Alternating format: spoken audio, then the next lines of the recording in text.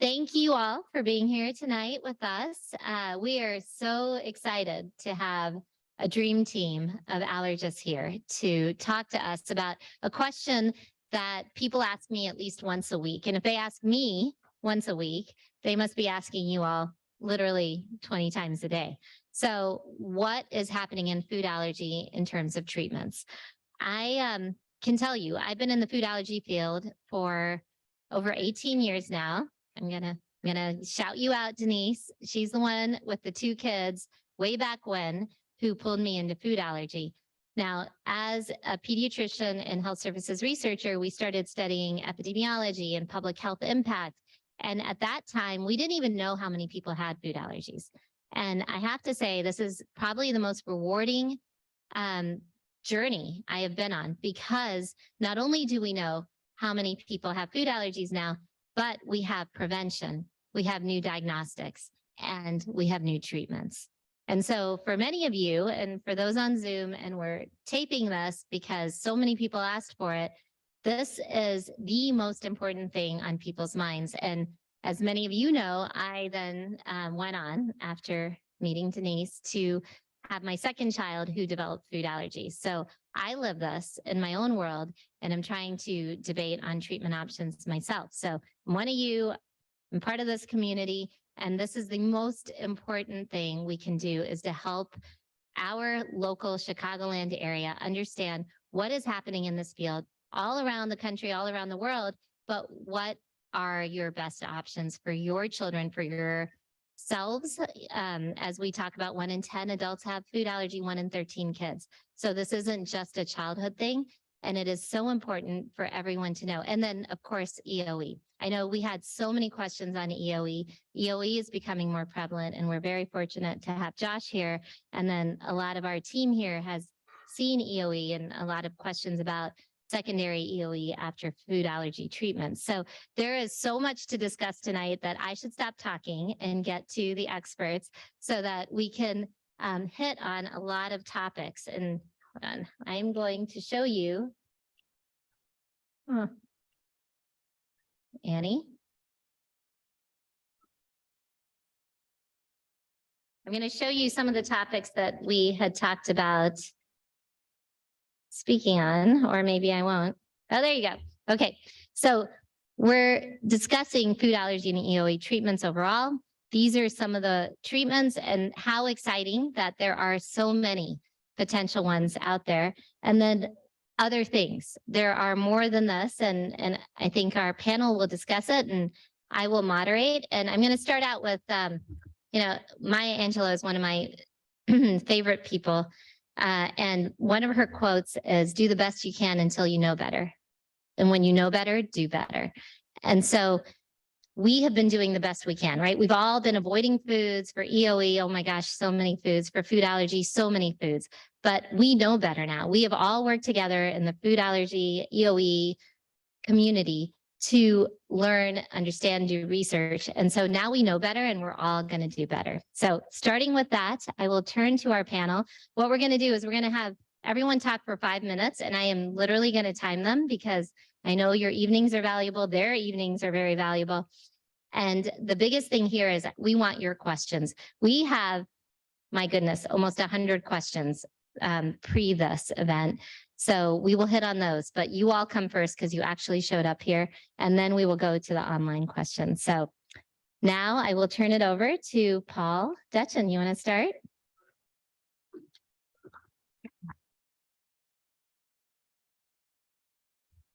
Thank you very much.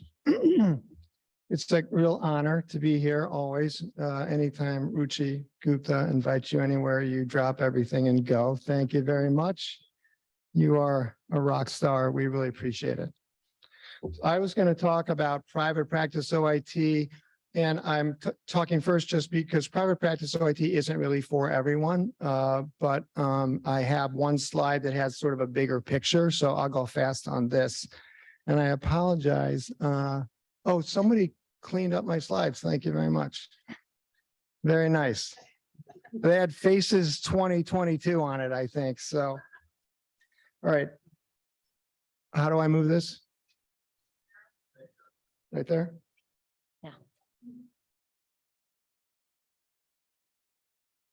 Yeah.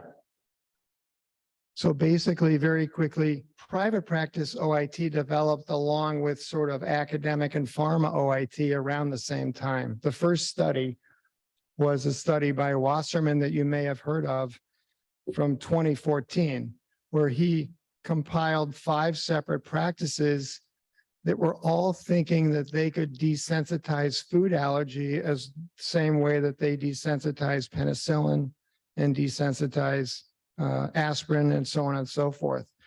And they had similar practices, which were to start very small doses and gradually increase. And he was measuring what this was a study for, this is the seminal study really for private practice, showed that 5 separate practices with slight modifications in their protocol, relatively safe. That is 12% of people needed epi during escalation and 6% needed epi during maintenance. And 85% reached the target dose. So the first report of food oral immunotherapy was actually a long time ago, more than 100 years ago, if the details of that case report are true. And in 1992, it became clear that injecting food is too dangerous. It can't be done. And so we have then, since we as a group have developed oral immunotherapy, attempts at a patch, attempts at slit, and there are other investigations ongoing for, and will be emerging, I'm sure, in years ahead, different opportunities to modify food allergy in patients. Our most recent, the private practice OIT group meets every year, at least once a year. We have a June meeting. As recently as last year, there appeared to be 250 practices and 20,000 patients that had undergone or were escalating during private practice OIT. And we can't wait to hear what we find out this June when we go to the meeting. It will certainly be, we're trying to get more and more people to offer private practice OIT, but it's difficult for patients and it's difficult for physicians as well. It's hard work. I would say I have never worked so hard in my entire life, and I should be retiring. So this is the slide that I just wanted to put up because it has a lot of different options. On the right side is a schema. It's the protocol itself is a little bit older. We don't start with such small doses. We start at higher doses, but the concept is correct. You start with and the column on the right is the column in which we all live, which is the amount of protein that is in that administration, what you're offering, the form of the food that you're offering. And on day one, generally speaking, you have multiple foods and you go from, let's say, 1/100th of a peanut to, or 1/10,000th of a peanut to 1/100th of a peanut, let's say. And then you are given a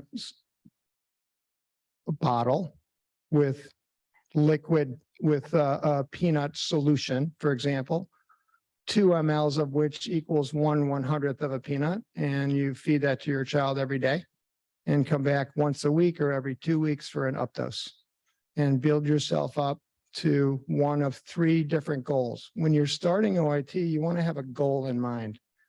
Is your goal cross-contamination protection, which generally speaking, for full cross-contamination protection for peanut, it's about 1 gram of protein. So it's about 3 large peanuts. We used to think that 1 peanut was sufficient, and 1 peanut does protect against, I suppose, 90% of all accidental exposures in the field, but not quite 100. So the goal can be cross-contamination protection. If you get there, and you haven't had a difficult journey with OIT, with reactions and stomach aches and starting and stopping and 2 steps forward and 1 step back, and you want to keep going, you can go up to for peanut would be 8 peanuts. So it's about or over 2 grams of protein. And that seems to be enough to if you take it every day for 3 or 4 years, particularly in younger people, can modify the IgE level and drop the IgE down to what we call remission or sustained unresponsiveness. And then a third goal, if you want to go beyond that, is you can go up to 24 peanuts, which allows you to, in addition to taking your daily dose, you can also free eat. You can have a Snickers bar for lunch if you want to, in addition to your daily dose. So that's private practice OIT. And then on the right column, it tells you approximately the milligram amounts that you might find in a patch product.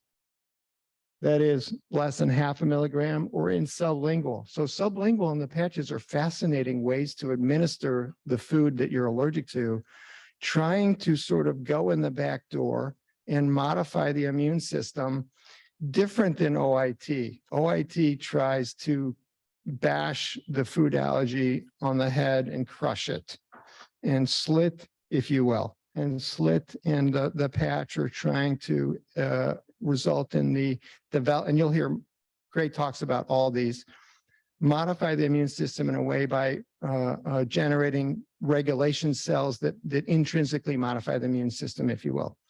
So that's, and Palforzia is also there. Palforzia gets you up to about 1 peanut, which is a good dose. It protects against a lot of reactions. So that's kind of the big picture. And that's all I have. That's for private practice OIT. Thank you very much.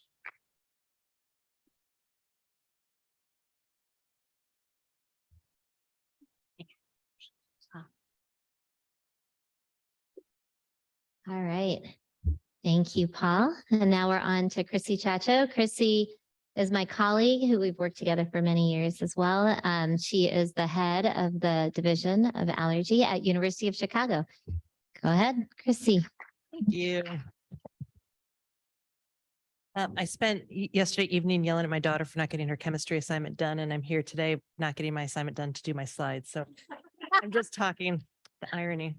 A lot of what my interest is in the work I do is thinking about chronic non-infectious inflammation. So this is the inflammation in our bodies that we can see is here in 2023 that our grandparents wouldn't even recognize, 30 years ago, 40 years ago. It's that inflammation that kind of kicks off food allergy or asthma or diabetes or rheumatoid arthritis or ulcerative colitis.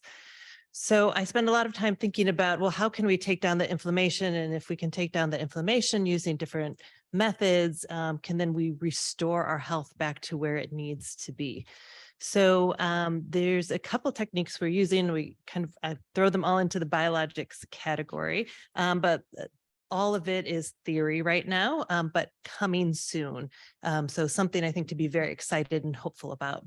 The first is that we've done a lot of work looking to see if we can adjust the bacteria that live in our guts. And if we can do that, if we can then get the immune system to calm down. And turns out in mice, we're very good at doing it. We can see exactly what needs to be done. But it's just recently that we've started to do this in humans and say, well, if we can do it in mice, can we see the same effect in humans?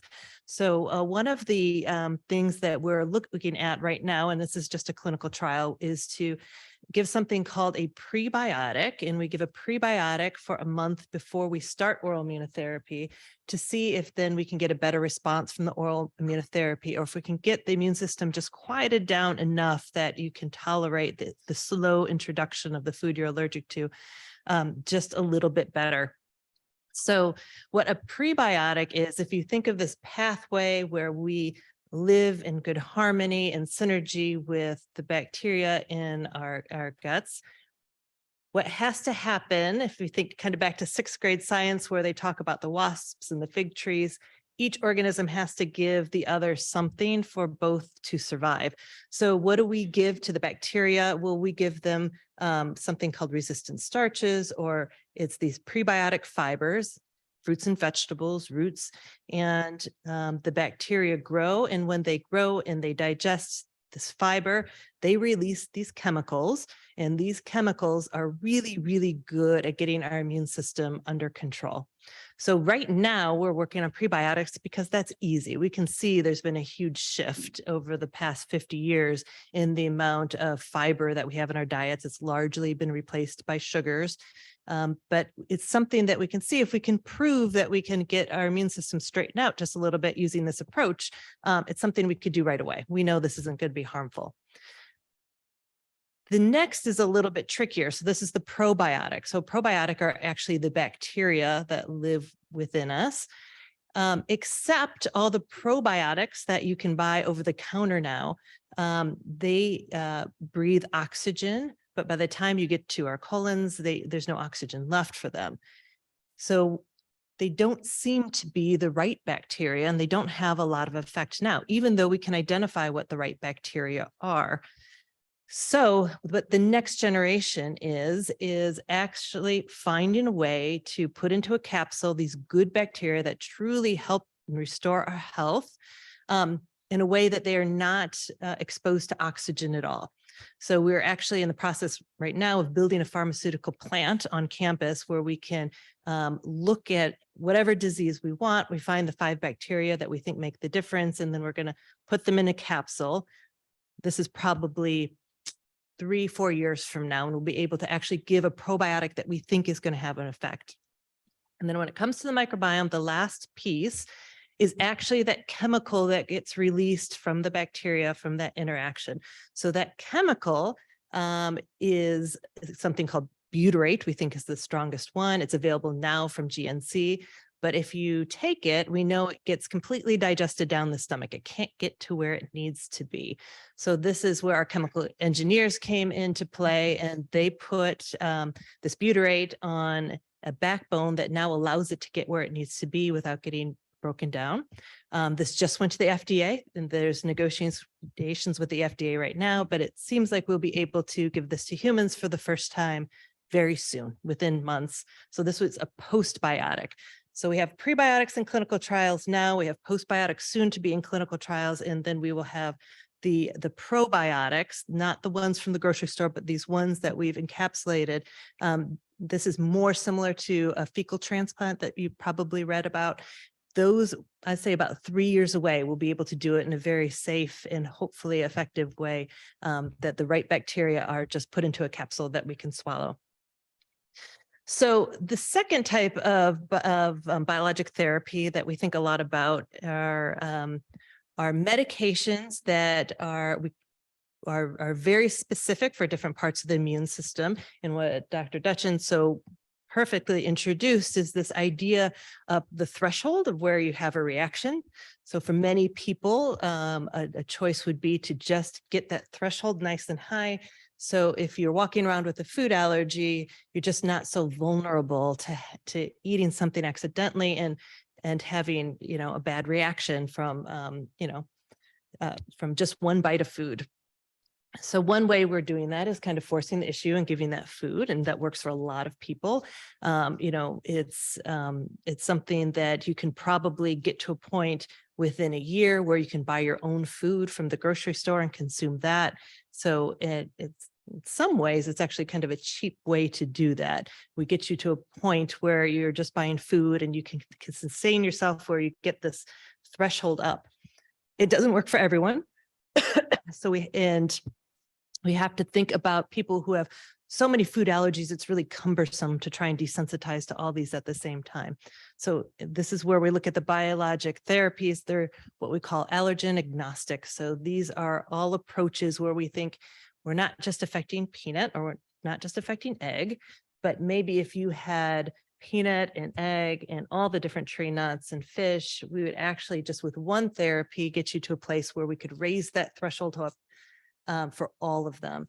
So in walks our partners with pharma. We have several biologics up here in clinical trial. We're very, very excited about the preliminary data and the dosing schedule. So this seems to be that you would need an injection. The unfortunate part is they're all injections, but just once every other week, once a month, somewhere around that pace.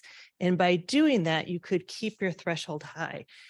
And this is very exciting for people who want to live an adventurous lifestyle. So if this works, you could imagine we could get to a place that if 11 months out of the year, you're at home, you can control your environment, you feel good, you don't want to take shots, fine, but you really, really, really in college want to study abroad in France, and you just are not sure that you're going to be able to communicate and take that risk with your food allergy. Well, here in walks any of these biologics, and here we have the potential that you could choose to just take this for a month and make that opportunity safe for you without much hassle, without too much expense to you, that you'd really have a lot of flexibility. Or you could say, I need that level of safety all year round, and you could choose to get an injection once every other week or once a month. It's not that big of an ask in the end. And it could potentially raise that threshold for all those foods up to a place where you're just very unlikely to have a reaction. Now, the downside is, as soon as you come off these medications, we would anticipate everything to just flip right back.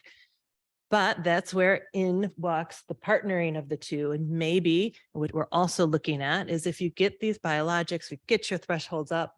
If your threshold for peanut pops up to 3 peanuts with one of these medications, well, could we just feed you a peanut a day in addition? And then maybe in 3 years, if you wanted to stop the biologic, you've actually been desensitized quite nicely to a place that you could then sustain yourself on a peanut. So this is all in the works. It's all happening very quickly. We have clinical trials for all these approaches, either in a startup phase or currently going. We'd be happy to talk to you about any of them.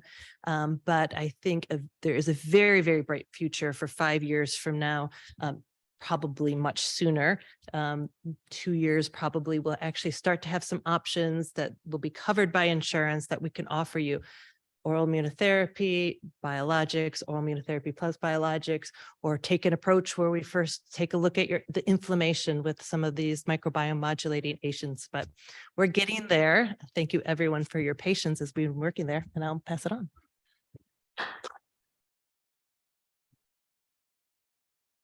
I don't, you can keep going. I don't have to, but Dr. Chacha, thank you so much. I know I keep calling you all by your first names because we're such good friends, all of us, but Aaron is next, and he is with CFAA and a very close friend to everyone on this table. We are, we are so lucky in Chicago. I just have to put a plug in that there is no, I don't know, we're just so collaborative. And Chrissy leads MARI, which is the Midwest Allergy Research Initiative. And we all work together so closely. And it is so special for me to have people here from all over, private practice, academics, et cetera. So just know when you come to us, we will recommend the absolute best in whatever area you're interested in. And that's why we have people who do all different types of treatments right now. So now to you, Dr. Aaron Donnell. Or AA Ron. This guy helped train me when I did my training at Children's. This is Dr. Magata. And then Paul trained me in the ways of OIT, and Sakina trained me in the ways of SLIT and OIT. By training, it means we're all trying to share in this pioneering experience of knowing how to do something other than don't eat your food and then give epinephrine if it's really bad. And that's the current treatment. And it's been, and actually seeing one of my former patients' parents, like things haven't changed a lot since I finished fellowship in 2005, which is don't eat it and have your epinephrine ready. And then we'll see if you outgrow it.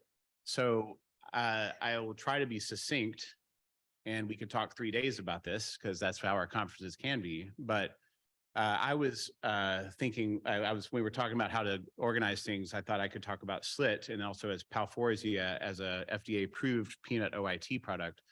But I'll just start with how, because some of the questions that were submitted were, many were good. In fact, one of them, I just got to say it right now, was like calling me out on if I'm doing OIT or not. Like they're like, is Dr. Donald doing it? And if he is he why or why not? So I would love to answer that too. We are doing it. I was about to do it when COVID kicked in.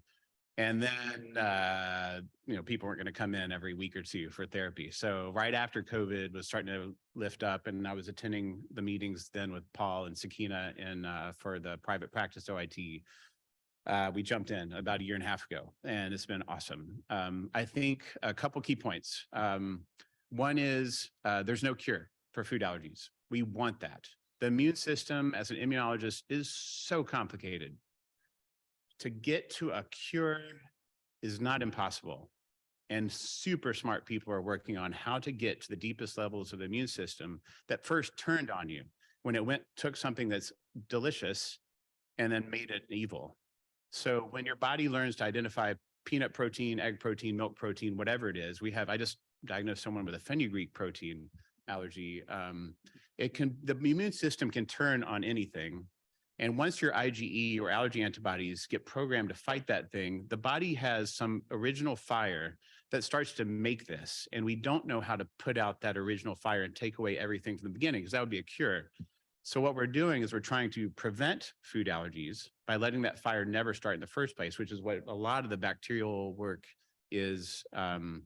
And I think in a way, if we could just find a foster program where every pregnant woman goes to an Amish farm and then has their kid raised there for a year or two, and all they do is eat non-industrialized foods, they get their hands deep in manure and endotoxins from farms.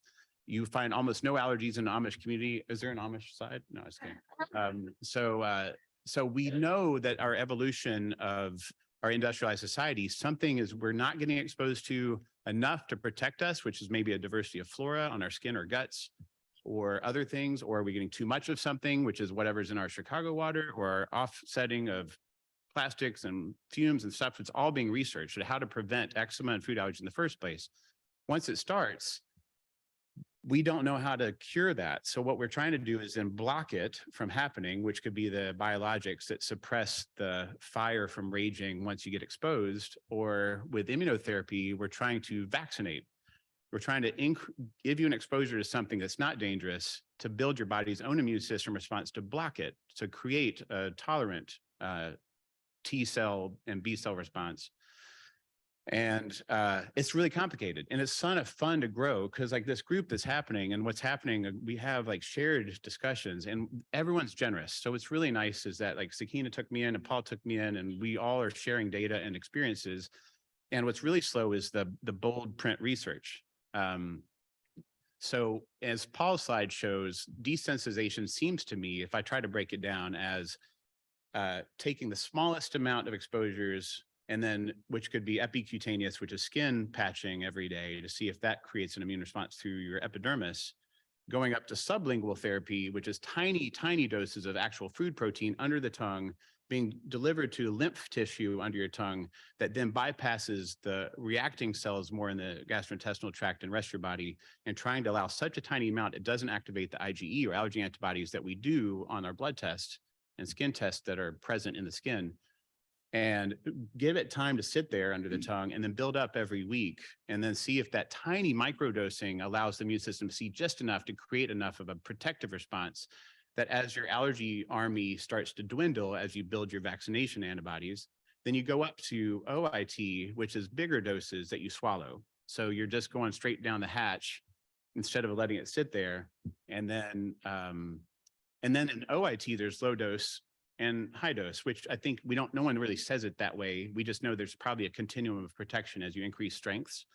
And the higher strength you go, the riskier it is you could have anaphylaxis. But you also have higher levels of protection proven. So if you're doing 1/100th of a peanut, which is roughly around where a lot of slit studies are, around 1/100th to 50 to 200ths or one.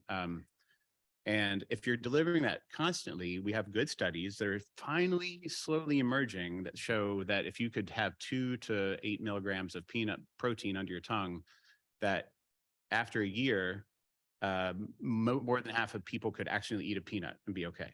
And then if you keep sticking it out, which is actually hard because logistics are tough, that over 2 years, you could have 75% of people be okay with 2 peanuts, or maybe even over 50% be okay with 5 peanuts. And then that's being extrapolated to every other food. So you'll find a lot of allergists who are really uncomfortable with how little data we have. And then you'll find that a lot of people who are pioneers like Sakina and with SLIT and many others, that we're sharing our data and we're seeing that it's actually probably very successful. And what's really cool about it jumping in now, and we having several successful people in our practice now who are doing peanut, egg, milk, cashew, walnut, and we have protocols for a lot of things. And what we're doing is we're saying, I just pretty candid with my patients. Like, you just have to trust me because we have a lot of clouds right now, and we're just trying to push them away every study that comes out in every conference we have, in every Google group sharing email we have. And what used to be SLIT used to be a little bit more, I think, shunned a little bit, or like just not like, why do SLIT? Like, you could do OIT, but now we're realizing there's some really high, easily reacting people who are getting EoE from their OIT, or people who are nervous. And SLIT actually has data now that shows for peanut, it can protect. So there is a role for SLIT, I think. And I think we have enough data to say you're not doing voodoo science. We have evidence to say you're doing something that desensitizes a lower level to protect from accidents, but you'll have to be patient with your allergist and allergy community, because we don't want to be that stupid allergist who jumps into something and 5 years from now, we put someone at risk. So like those, I think the other ones who are doing it before me, because I actually asked Paul, like, are you still a black sheep? And he's like, yeah, we are kind of. SLIT, S-L-I-T, sublingual immunotherapy. So instead of oral, OIT is oral immunotherapy, that's kind of implies you're swallowing the food in a tiny doses so that hopefully it doesn't activate anaphylaxis.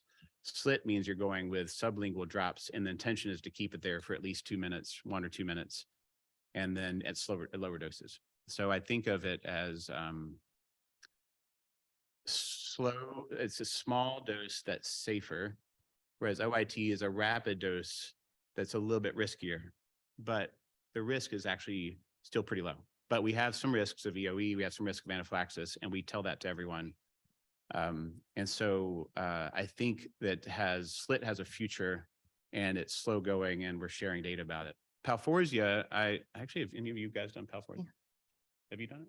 Oh, yeah. And Paul, have you? I don't think you've done it, Paul, have you? Yeah, Chris, have you done it? Yeah. I only have one patient who's done it. She actually just got to her top dose, and then they decided they didn't want to stay at the 300 milligram top dose because they wanted to try free eating. So I moved over to the protocols I have that have been shared among our private groups. And now we just moved up to equal 3 peanuts a day, and they're trying to achieve free eating. So with Palforzia, a company put tons of money into making OIT in a pre-measured peanut flour capsule. And the concept is your first day, you do 5 doses every 20 to 30 minutes to build up to roughly about 100 or 1/200th of a peanut. And then every 2 weeks you come in, you take that dose every day at home, you mix your peanut flour with whatever goop you want to eat it with, like yogurt, applesauce. My patient loved it with strawberry yogurt because it tastes, to me, it sounds delicious. And then, and they put baking sprinkles on it to make it like more attractive to this 7-year-old who wants to crunch on something sweet. And then every 2 weeks they come in, we prescribe it. It's FDA approved. So we have to go through deep insurance authorizations that are a huge hassle, but we did it, and to get insurance coverage for it. And then every 2 weeks prescribe the next dose up, they deliver it to our office, and they come do an up dose with a higher dose at our office. They wait for an hour, and then we take that capsule dose every day for 2 weeks, and then go up. And you go up every 2 weeks until you hit essentially 1 large peanut, which is 300 milligrams of protein of peanut. And then at that point, Palforzia would say you can stay on this every day, and then you'll stay on this. And really good data shows the longer you're taking this orally in your mush every day, then you will be protected from accidents from greater than 1 peanut after a year, most of the time, and over time probably achieve more tolerance. And then there's now some reports coming out, like what about in real life, some people want to try to do more and go to a non-FDA prescription product. So there's some research looking at that. So I think I'll stop now for sake of time. Thanks, Annie. And then I'll say, but leave it to everyone else too. Thank you. This would be like 5-hour talk right here.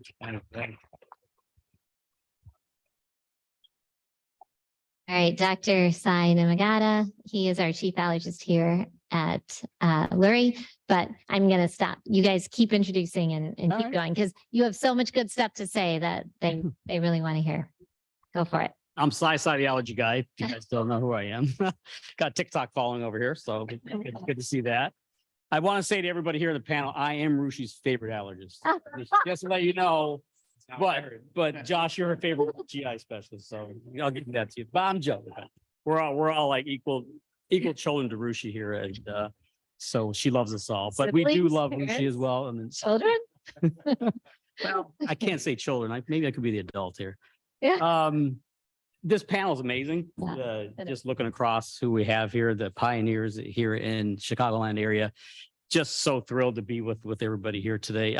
They've led the way to alternative therapies for our patients here.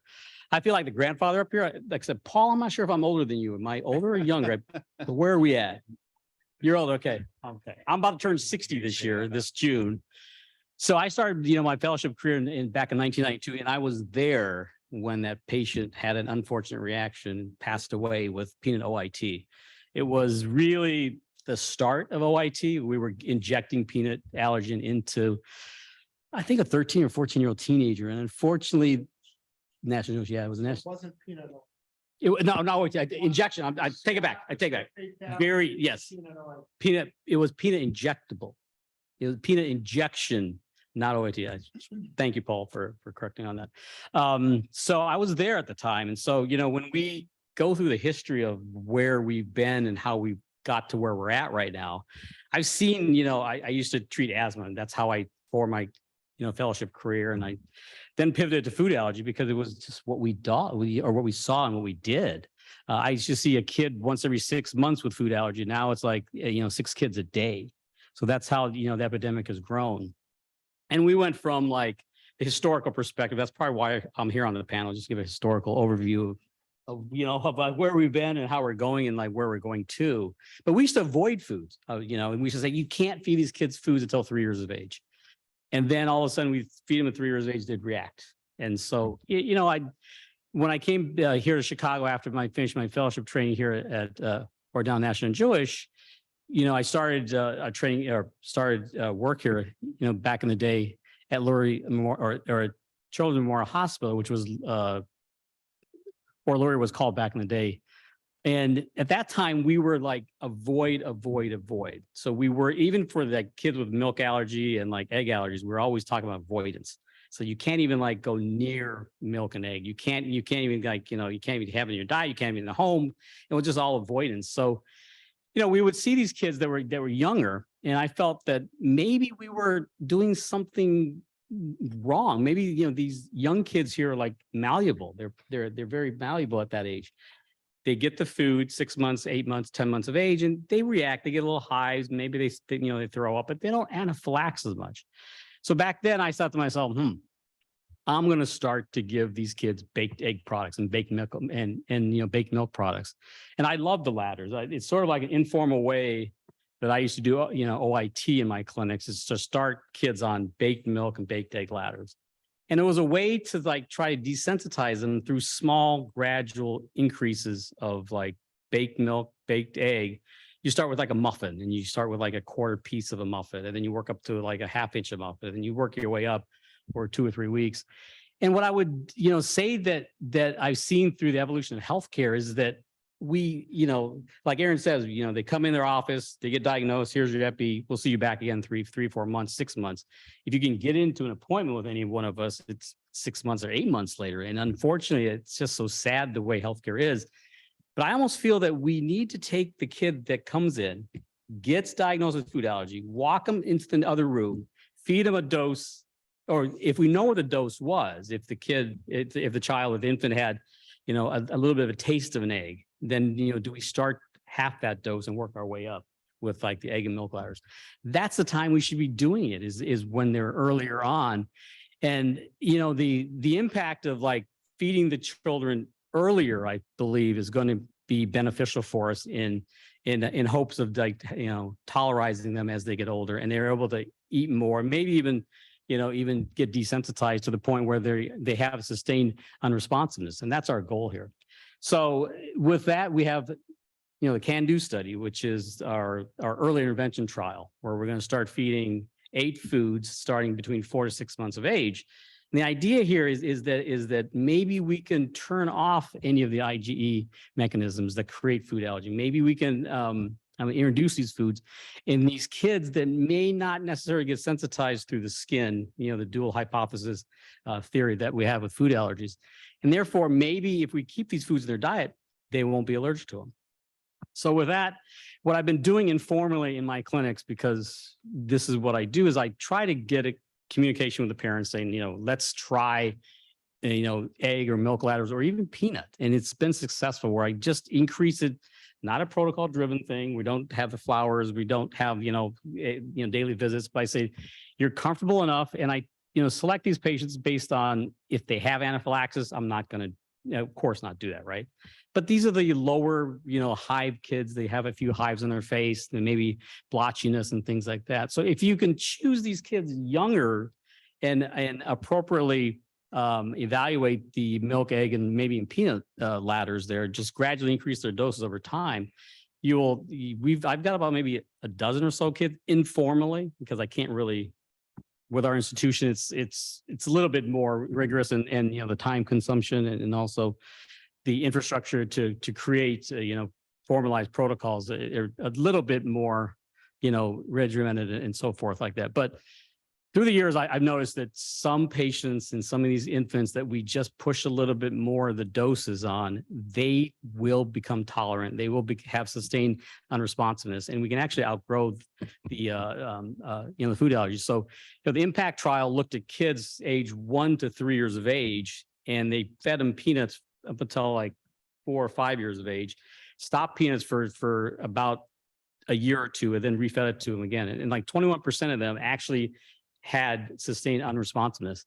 And same thing that we're seeing with Palforzia at the age of between 1 to 3 years of age, 71% of them can tolerate 2 grams of like peanut. So in my, history of like food allergy and just seeing the evolution of like where we're going, we really need to get these kids in early. I think that we're missing the window, as I call it, to try to help desensitize these kids. So my push here is milk ladders, egg ladders, and peanut ladders. And then after they get past the age of 3 or 4 and they get the teenage years, it's a little bit more difficult. Family commitments come into play. They have a lot of like other commitments, sports activities, and all these different doses that you can't exercise before and after. It's really regimented. And a panel will tell you about that more in detail. But we need to make medicine work for the patients. And I think that we need to develop, centers that will lead to these early infant diagnoses and then try to have, therapeutics that way. So that's my historical perspective, really in a nutshell, from 1992 to 2023. So here we are.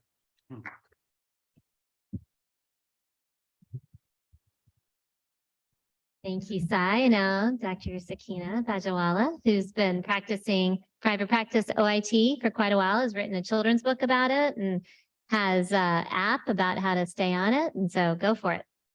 Well, thank you all so much for having me. This is a fantastic panel to be working on. And yes, I'm in private practice, even in private practice. I don't even remember how long that's been. It's been a long time. But people ask me often how I ended up doing what I'm doing, and like what was the path that brought me here. And I would say it's my own child who had a food allergy, right? And my kid was one of the lucky ones. He's a freshman in college now. It was one of the lucky ones that actually outgrew his peanut, cashew, and pistachio allergy. And we know that doesn't take the and then it happened for him. And the way I'm sorry, but we can't hear you. Oh, okay. Is that better? Maybe this microphone, maybe. Okay, let's try. Let's start over. Is that better? Oh, look at that. Yes, thank you.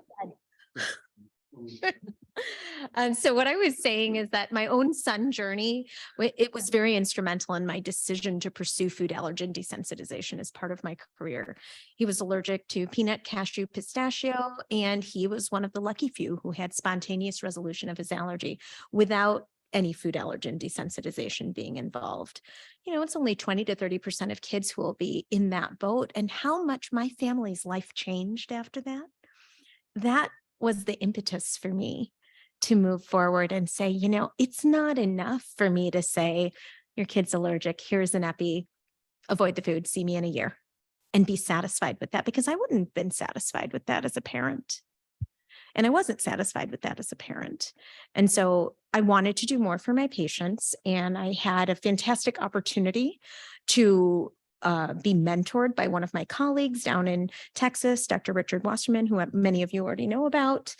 And he had come down to Chicago to give a talk at our Illinois Society meeting. And he said at the end of it, listen, open invitation to any of you of my colleagues who are interested in learning how to do this. Just pick up the phone, call me, I will teach you. And I don't know if it was my naivete in my youth or my enthusiasm, but apparently I was the only one who called him at the time. And that was back in 2009. And I have been doing food allergen desensitization ever since. And one of the things I really love about it is the flexibility and the ability to have an idea and put it into practice without having to go through levels of bureaucracy. Right? I love being able to read research and analyze it and say, wow, that's great. I'm going to implement that. And I don't need to go through committee. I'm the committee. I say, we're doing it. I text all my staff and say, guess what we're doing tomorrow? And they're like, oh my God, not again. She has a new idea. Right.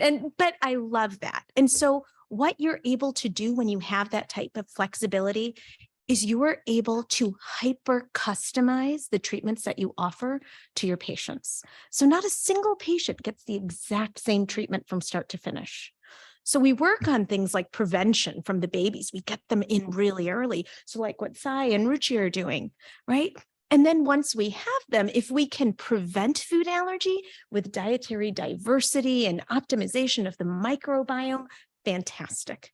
But if we can't, or if by the time that patient comes to us, that ship has kind of sailed and a food allergy has already been set into place, then we're in the position of saying, okay, now I have this opportunity to build a relationship, a lifelong relationship with this patient. They're not just coming to me for this one thing. They think they are, but we know better. They're stuck with me, right? Because I tell them, you think you came here for your peanut allergy, but you're really here for the whole package, right? We are going to work on your health from the inside out. We're going to take care of your skin. We're going to take care of your gut.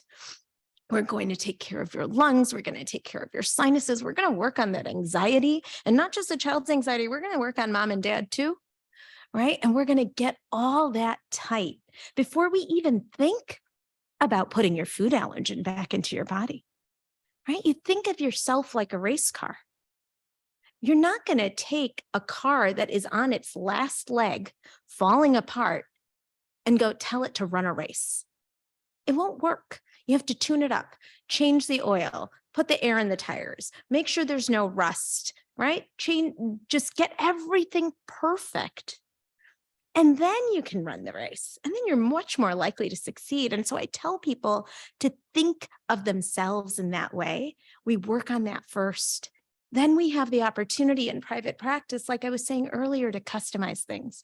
So if somebody is highly exquisitely sensitive, that they've been reacting to cross-contamination time and time again, maybe that's a kid I don't start on directly on oral immunotherapy.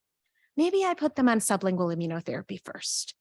Or if it's a child who comes to me and says, I feel good now, but I will say, this kid is 4 from ages, 6 months to 3 years, suffered from food protein induced enterocolitis, had a lot of reflux as an infant, was on Prevacid, took, up almost another 6 months to get off of that, and always has kind of been a gut reactor every time they have an exposure.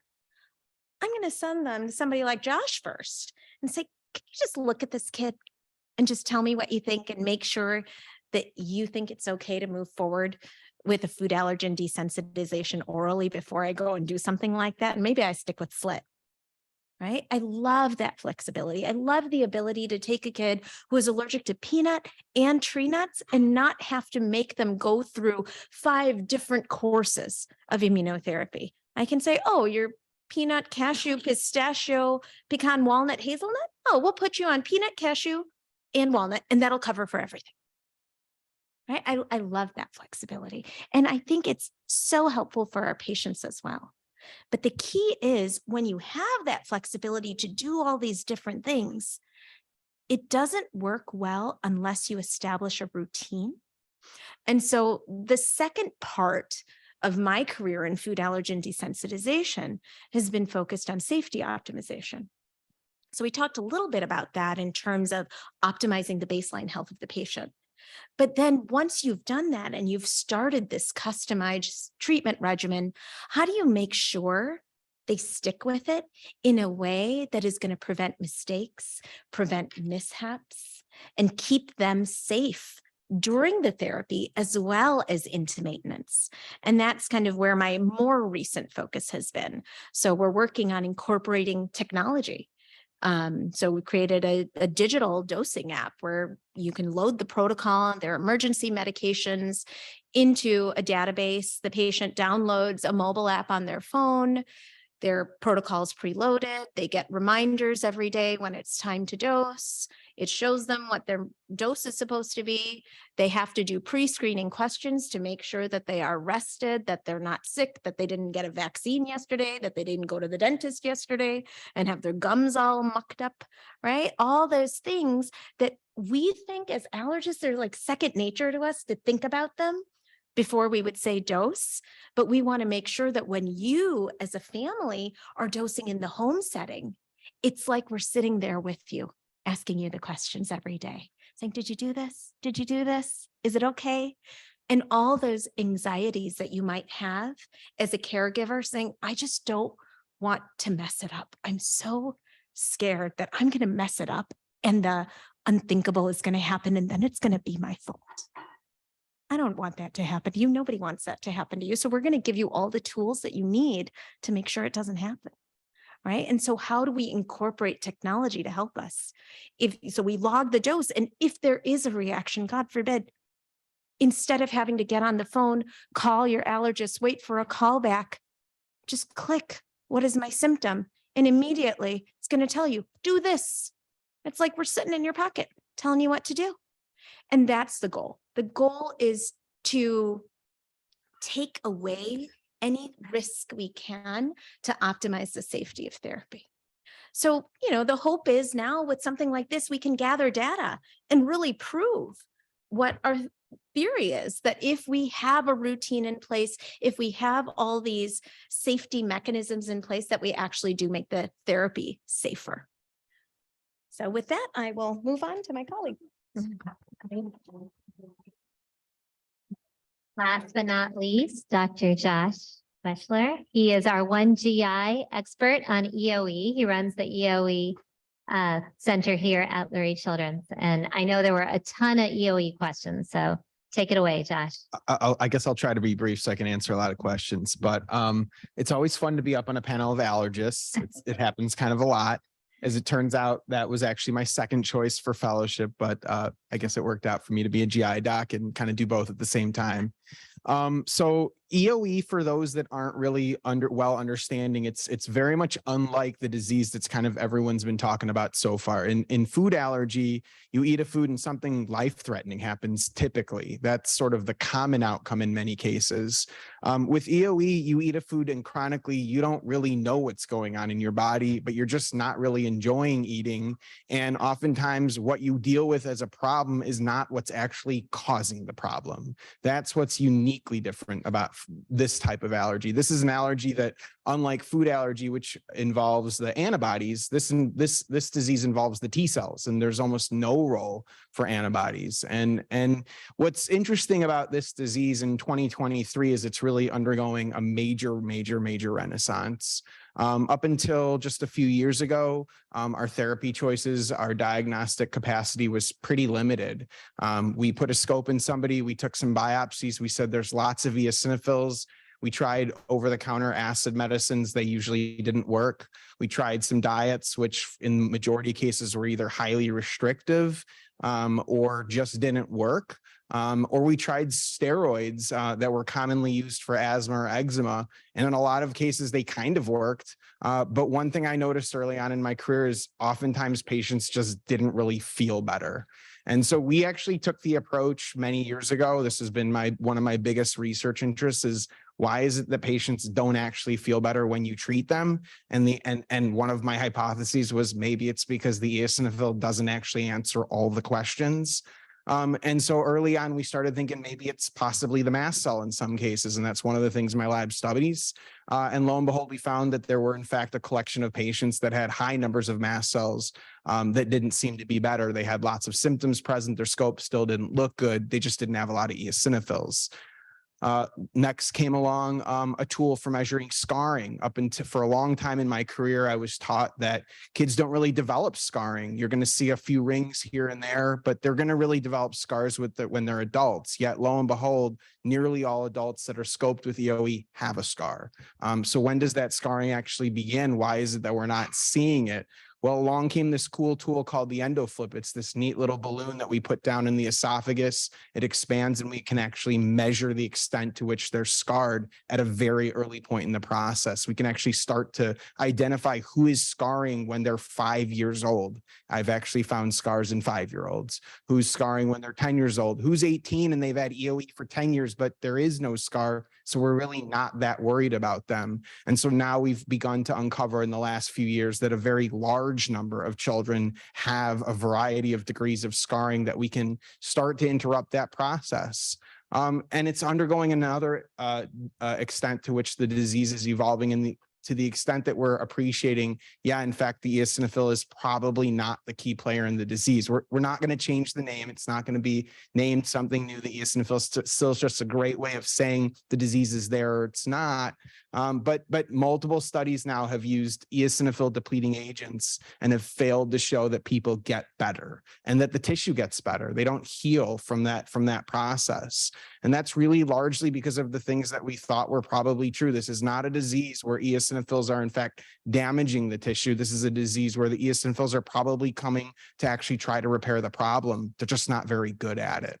And this is a disease where we now need drugs that actually target things like T cells and probably ultimately mast cells. And so one of the drugs that we were going to talk about today is actually on that board. It's the drug dupilumab or Dupixent. It was FDA approved last May. Up until that point, it had been used for asthma and eczema largely. It's now actually got 5 indications beyond just those 2.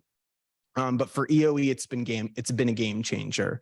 I don't know if it's coincidental because Dupixent's now available, but for a long time now, I've appreciated a lot of patients that I'm treating with steroids. They just don't feel better. As I've begun to use the EndoFlip, I realize that's partly because they're developing scars, even though their tissue actually looks okay. Or in some cases, 2/3 of their esophagus looks better, but a certain part at the bottom doesn't get better, no matter what dose I put them on, and lots of studies to back that up as well. And so now we actually have a drug that you don't have to swallow. You don't have to actually put it into your esophagus and hope that it covers everything perfectly. It actually just gets into your system. And I think, in the scope of talking about food allergy, that's really, really consequential for people because the patients I take care of, because most of the time they're eating the food, it doesn't feel life-threatening to them. Taking away food is really, really difficult. In fact, many of them already have a lot of food allergies and a lot of restrictions because those foods, in fact, if they ate them, will give them anaphylactic type reactions. So now we have a new option where that may not be the case anymore. And it can get to those areas down below where we were having a lot of problems treating. So really, EoE is undergoing this major revolution, major renaissance period where we're starting to understand that our goal is actually to heal the esophagus. Think of it almost as like a barrier, like a wall that sort of blocks those food allergens from getting in. So that's really how I approach my patients. Like, don't think of it from the perspective of the eosinophil. Think of it from the perspective of a wall that's cracked open. And how do I reseal up that wall? And what's the trick that needs to be done to do it? Sometimes it's 2 or 3 tricks, but how do I fix that trick? And if things are leaking in, that means that the body's trying to put back the wall, and it does so by trying to scar up the esophagus. And so if I can't seal up that wall, that scar is going to develop. And then I need to go find that scar and I need to stretch that scar open so that they don't end up in the emergency room with food actually stuck in their esophagus, which is the big issue with this disease. So we're really starting to change our mindset. This is not a disease where getting rid of every little last eosinophil matters as much as we start to repair the barrier defect and treat the scarring. This is a completely different perspective than I was taught. Because one of the things I was taught early on by one of my good friends, who's one of my partners, trust no one, assume nothing. Another one of my good partners said, rip those blinders off, assume that nothing you hear or nothing you read, nothing that you see is absolutely dogma until it's absolutely proven that it must be and cannot otherwise be something else. So this is where we're at now with EoE, and I'm going to stop and let us all answer some questions at this point.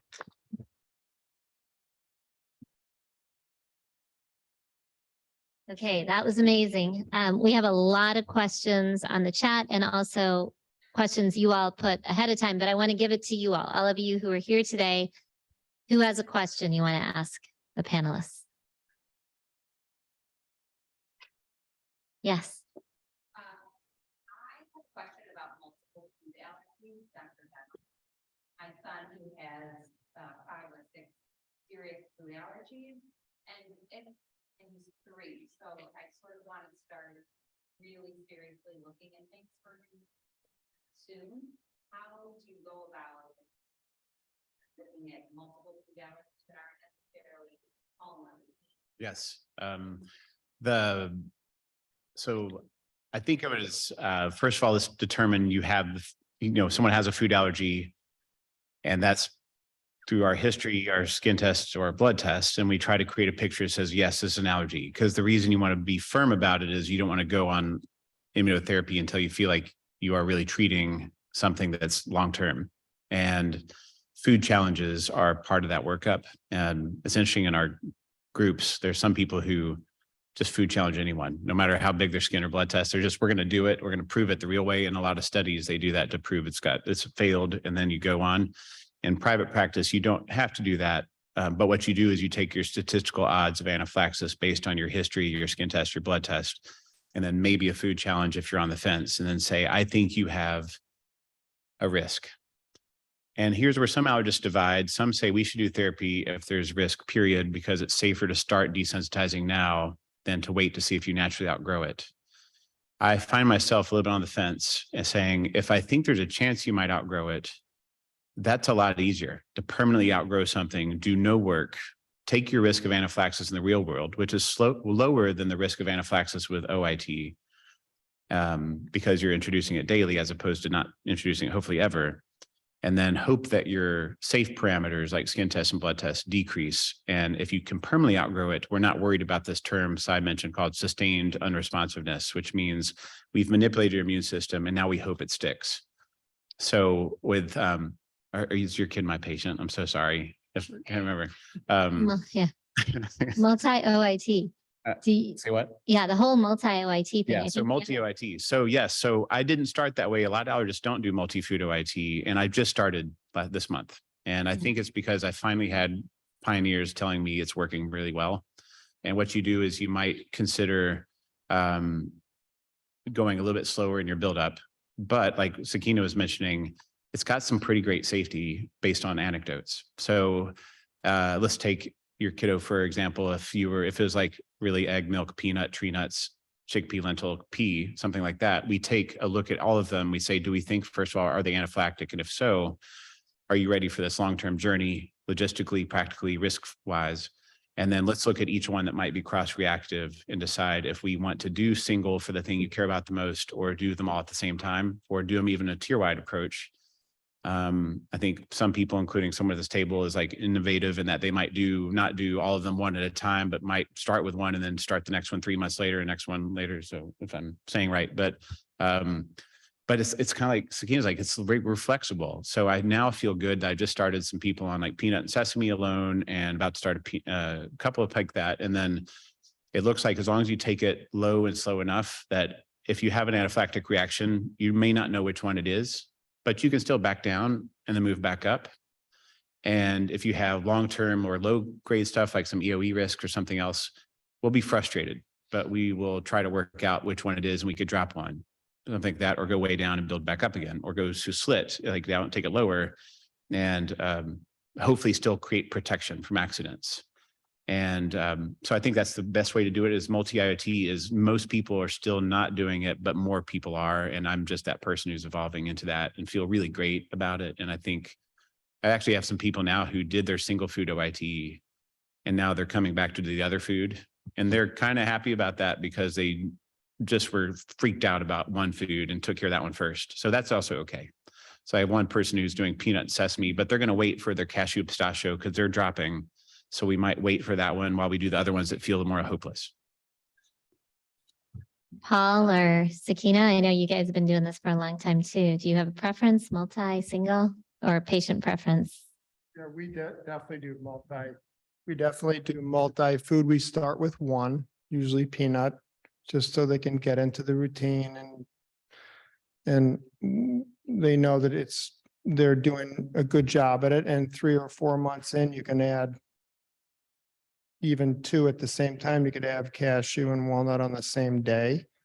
It's hard to go home on the first day with 3 or 4 bottles.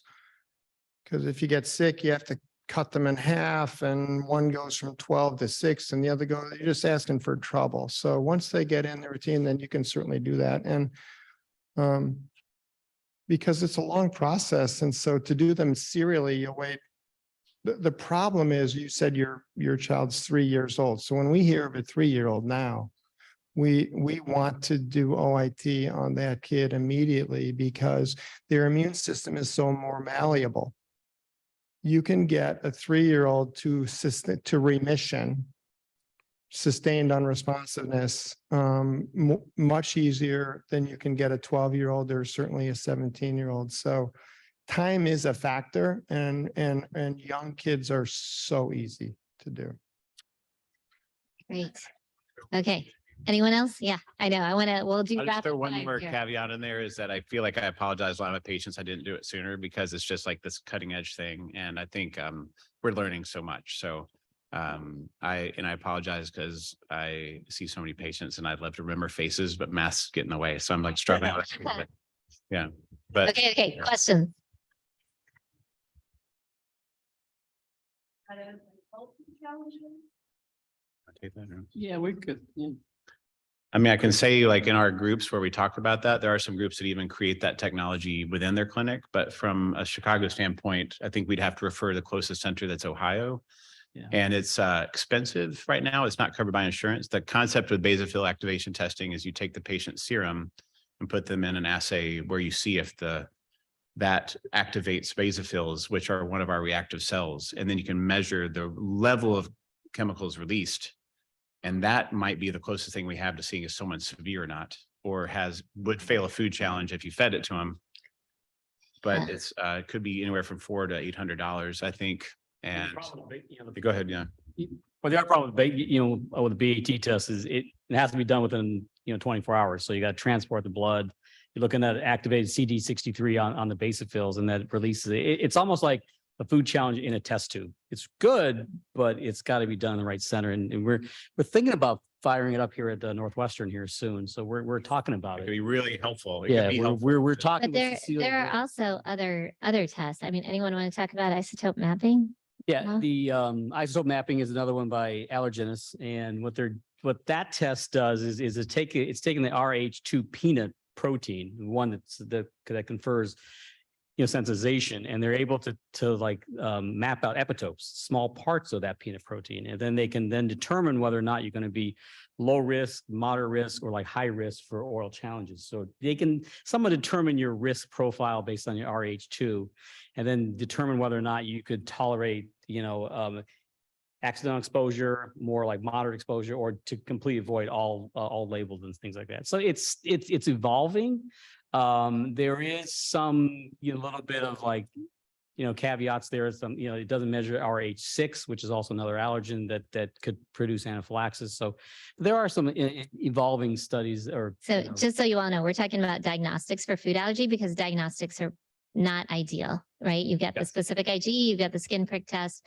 They all have very good negative predictive values. So if it's negative, you're pretty safe to know that you don't have the allergy. But if it's positive, it's kind of like a flip of a coin unless you actually eat the food. So there is a lot of research going on with the basophil activation test, with component testing, and with isotope mapping that are new diagnostics that are up and coming. And some are available to the public and some are not. So definitely ask about those if you're not sure about your diagnosis, but the oral food challenge is always the gold standard. Okay. Yeah. Yes. Dr. Palmieri, she's our new allergist here at Larry Children's. No.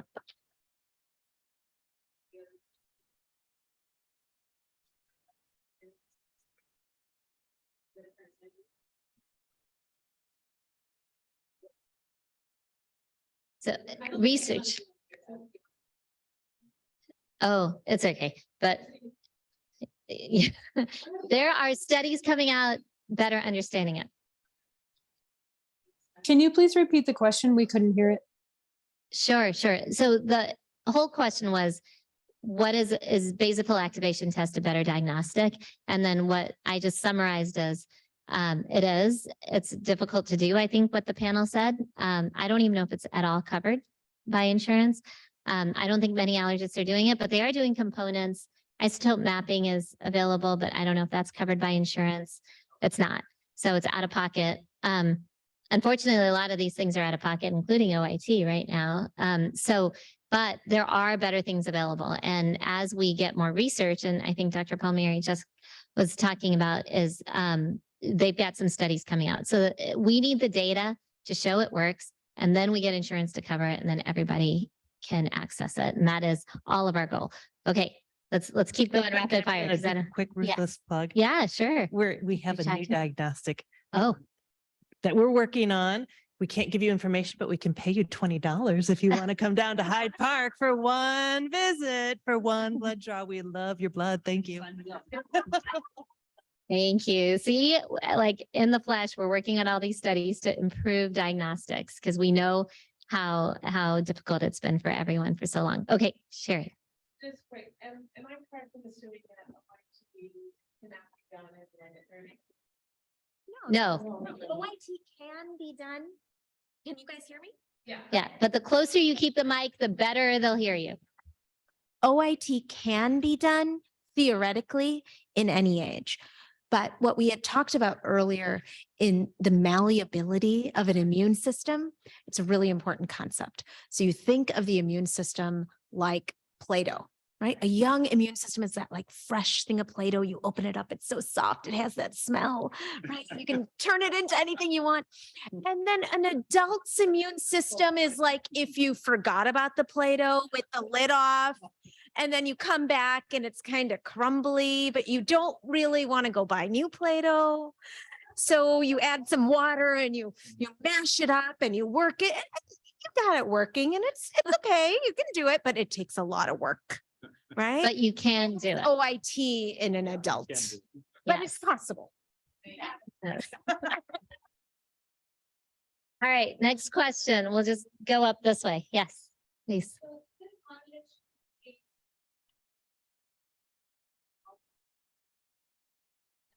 That's a great question. The whole, what does that IgE number mean? Who wants to take it?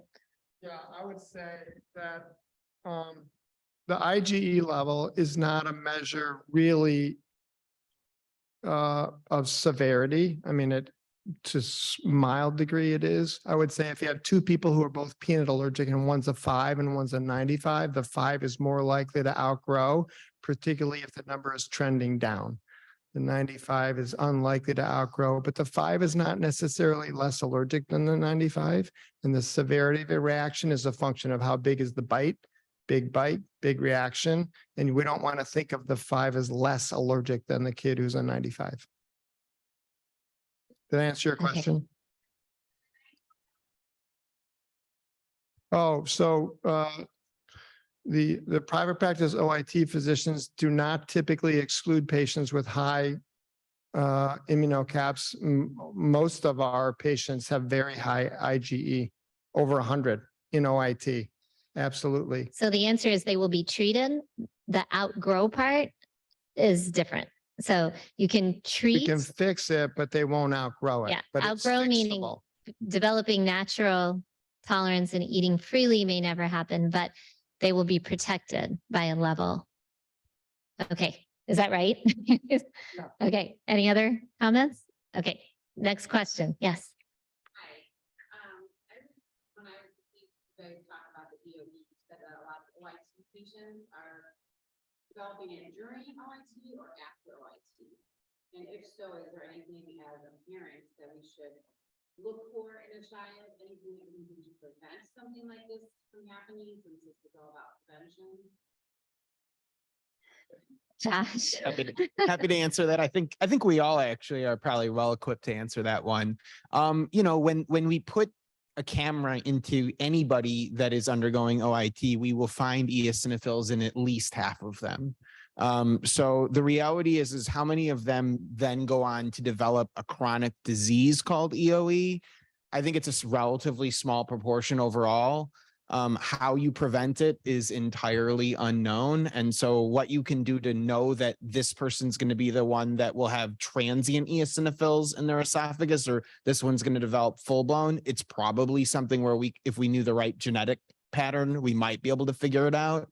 But that's not really something that we really know at this point. I don't know that there's any rock solid data, and you all can correct me if I'm wrong, that the speed at which you do OIT, that the dose ups the dose at which you increase, or the rate at which you increase a dose or take breaks, that somehow affects it, or the use of PPIs somehow blocks you from getting EoE. I think once the disease is onset, it's onset. You have it. And then it's just a question of whether it's transient or not. If you were to just randomly put a camera in, even if they were having symptoms. Do you have That's not- data on what percentage going through OIT develop transient versus full-blown EoE? I think that the numbers that are sort of talked about are around 5%. It's relatively small proportion. I think what's hard is that the studies are based, like some of the early OIT studies were really high doses of protein. So that might have been associated with more diagnoses. You might see a 20% incidence rate of EoE, but you got to be careful not to look at just one study. So when you start to look at different doses they started to play around with, the rates definitely did drop closer to an average of like 1 to 10. Yeah. And I think you'll find, so I have EoE. So like, I didn't want to do that to any of my patients, and I would have waited a little bit to see I didn't want to scar anyone. So I think there seems like a lot of OIT side effects that are gastrointestinal. You might tease it into, this is OIT induced symptoms, or are we unlocking your predisposition to have EoE, the disease? And that's a hard one to necessarily know. But it does seem like once someone stops OIT, that often goes away.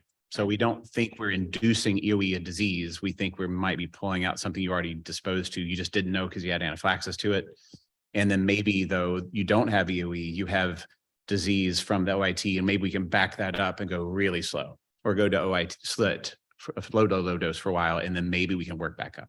And there's a high percentage of patients in OIT who get EoE that if you drop the dose down by 75% and don't updose them and send them to Josh, and don't updose them, and they stay at the same dose for 2 months, that you can then resume the OIT with in the experience of the private practice. So 80% or 85% of them get to the finish line. It just takes twice as long. Right.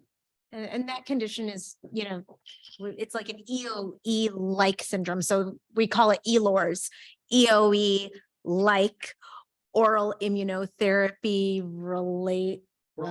related syndrome. I mean, in medicine, we make acronyms for freaking everything, but it's not necessarily, it meets the diagnostic criteria of EoE in that moment, but it doesn't last the way EoE lasts.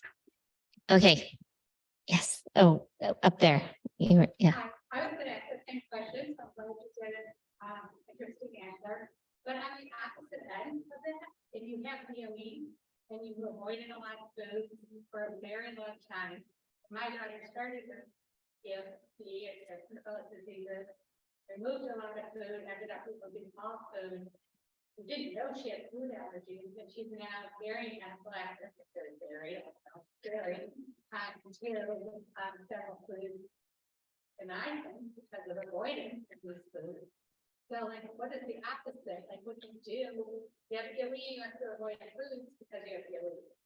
But has anyone done any studies on food removal causing anaphylactic allergy?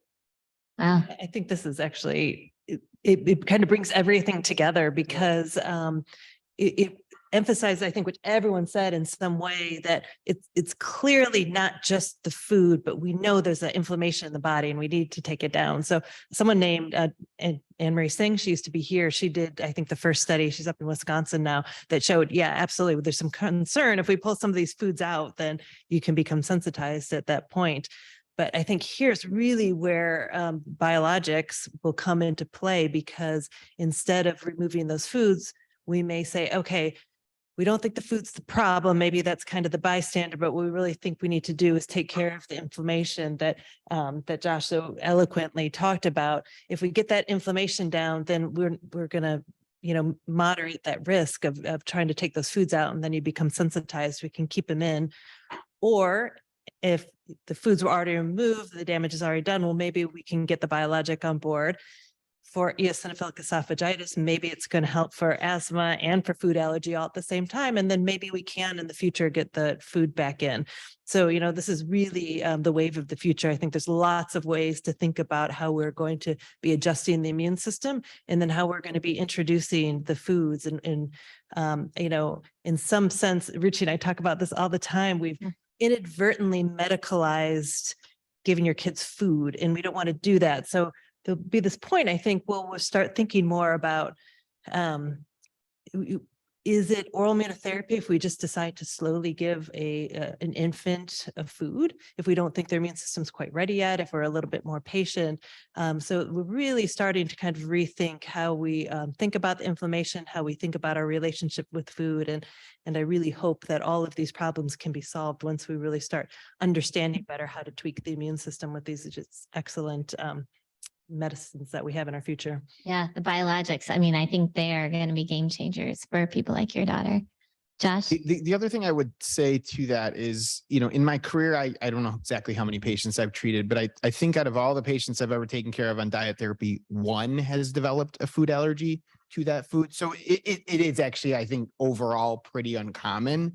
That being said, I think what we are recognizing more and more is that the form and the way in which the food's prepared, the type of food matters in EoE. And I think this is a really, really newer concept that, you can take a kid that, you've identified dairy as a trigger, and they can probably eat Doritos and Cheetos and Cheez-Its and muffins and a lot of different things that keep them getting exposed to probably enough dairy protein that they won't likely ever develop a food allergy, dramatically improve their quality of life, and never exacerbate that inflammation. And so I think there's a big incumbency on the physicians that deal with EoE patients that are doing diet elimination to really begin to learn what is the full breadth of foods that actually can be tolerated in EoE among the patients in which you've identified a food trigger, because that's not well understood. I think in the dairy world, we do understand quite a bit of it, but broadly, no.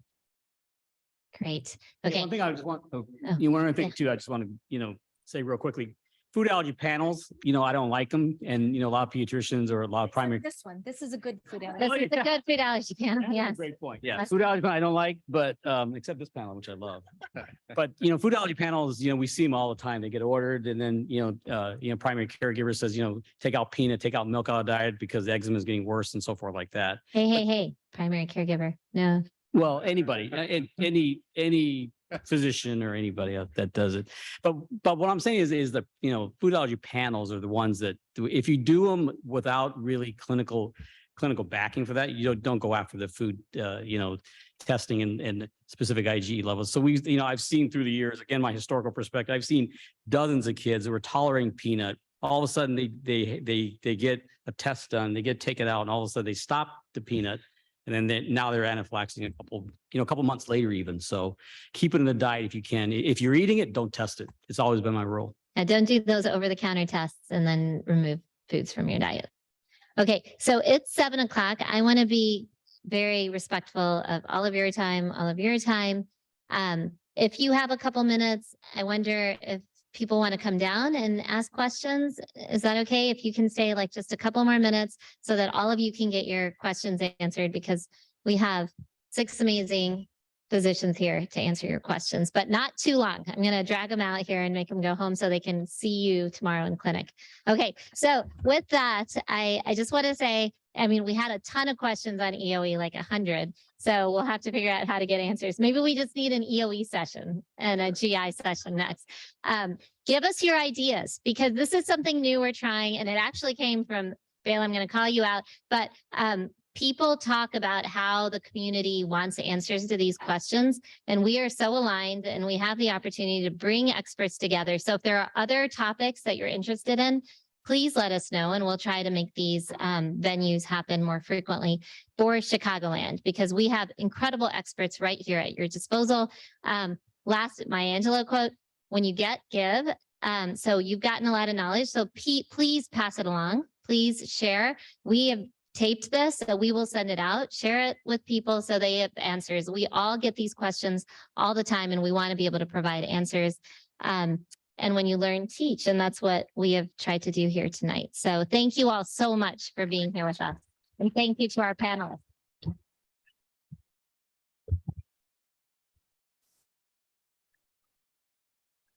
It's gonna require charging stuff.